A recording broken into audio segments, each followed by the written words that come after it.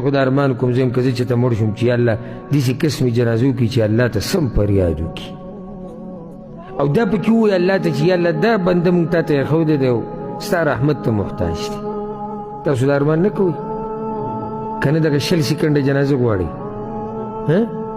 کم یو په تاسو کې دا 20 سکنډه او 10 سکنډه جنازه غواړي؟ یو به ګیلاس اوچت کړي چې ته مړ شي په تا باندې وکړي، یو هم نه غواړي.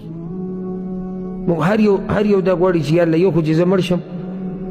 چې جنازه په ما باندې یو داسې عالم او داسې د الله بندو کړي چې هغه موحد دینداره سړی او چې شاته پکې موحدین ولاړي صفا عقیدو والا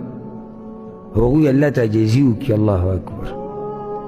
او دا یو نیمه جنازه سړی ویني که نه هغه څوک چې کوي هغه به ژړای شي الله ته ورب الکعبه د سړي د کارمان شي چې ده په ما باندې جنازه کړې الله ته جاړي فریاد کوي. اوس سم خیال داسې ته سوچ وکړئ، ځه سوچ وکړئ تا یو سړی راوړی دی مړ کفن تې تاو دی 100 میټره او الله ته دې ایښودی دی او جاړي، اگر رب ستا د سفارش نه قبلوي چې ته ورته دومره د زړه نه لګیا او دا د عربو کې دا عادت دی او زموږ په قوم کې نشتي، بعضو پښتنو کې دا عادت شتي، یعنی چې کله چا سره ګټه مسله راشي او حل کېږي نو سفارش نه پسې خلک راشي نو اکثر پکې دا خپله ټوپۍ راولي ورته کېږي.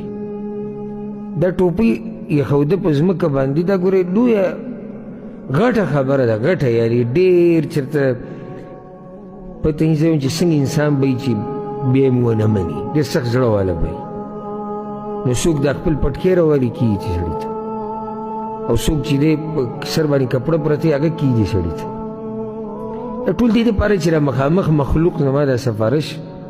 قبول کړي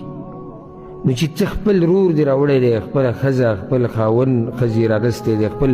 هغه بچی دې راغستی دی د زړه ټوکړه، خپل پلار مور او الله ته یې داسې ایښودی او الله ته جاړي